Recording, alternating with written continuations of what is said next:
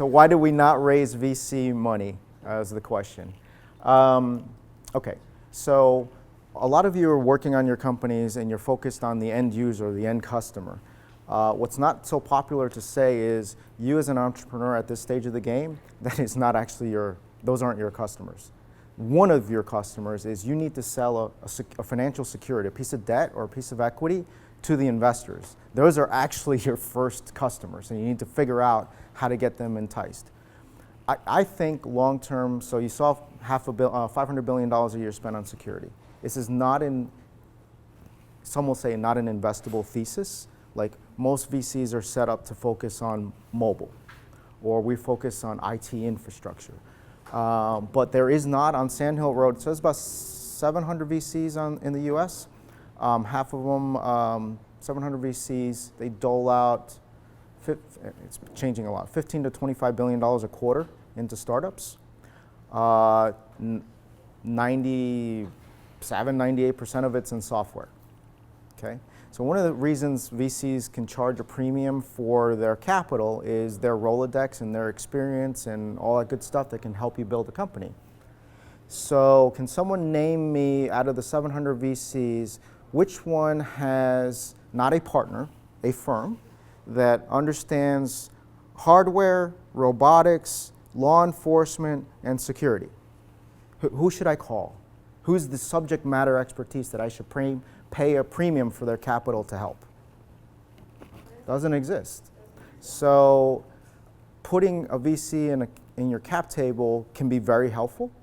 So let's say Mark Zuckerberg had a fund and it was focused on mobile and you're doing social media mobile stuff. Like, why wouldn't you take a check from that fund? So one, it didn't have a good fit. Two, control is really important to me. I want to make sure that $500 billion a year gets spent on security. Probably $300 billion addressable by what we plan to do or our aspirations. And us building a long-term $30 billion a year company is, to me, commercially reasonable. Most VCs have 5, 7, 10-year funds. And depending on when they write your check into your company, if they're on the 5th year and the fund needs to get the money back to their investors, the limited partners, the LPs. So 2 years into it, starts knocking on your door. Hey, can we sell the company? Can we do an IPO earlier? Can we somehow get me out of this because I need to get money to my LP? I don't have any patience for that. So I want long-term, evergreen, balance sheet driven capital that's not going to call me asking that question, because I want to make sure that we set up the capital structure to deliver what we actually are trying to accomplish. So what fits in those buckets? Angel investors, that it's their personal money and they understand what the management team and the guys are trying to do, or long-term strategic investors, corporations. About 25% of the capital gets what's called VC is actually corporate venture capital. And so we've got 5 strategics in there that in some way or form, in the short, medium, or long term, will be helpful to us. Long-winded answer, but hopefully that answered your question. Okay.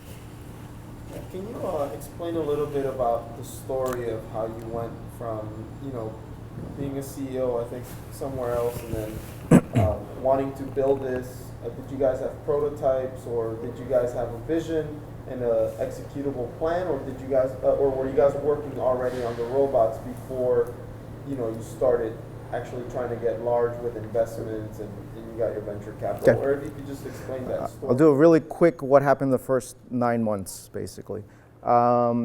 So motivation is really important. So I like to see either recruits, founders, or whatever have some passionate tie to what they're trying to get accomplished. Having a really smart person that's slightly irrationally and emotionally attached to something, that is probably one of the most dangerous, in a positive way, combinations. So I was born in New York City. Someone hit my town on 9/11. I'm still really pissed off about it. So my life I'm dedicating to better securing our country. Second, as a Ford Motor Company former auto executive, I think self-driving cars, autonomous technology is going to turn the world completely upside down.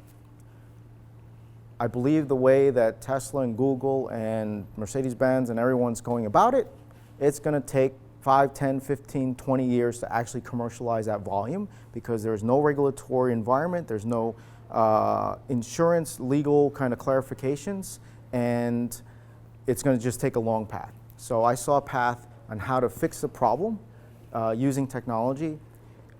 I don't perceive ourselves as a robotics company. That's one piece of technology that will help our clients fix the problem.